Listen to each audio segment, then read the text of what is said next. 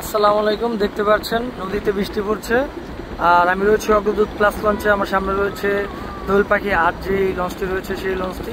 আকাশের অবস্থা দেখুন, প্রচুর মেঘলা দেখাচ্ছে, বৃষ্টি পড়ছে গুড়ি গুড়ি।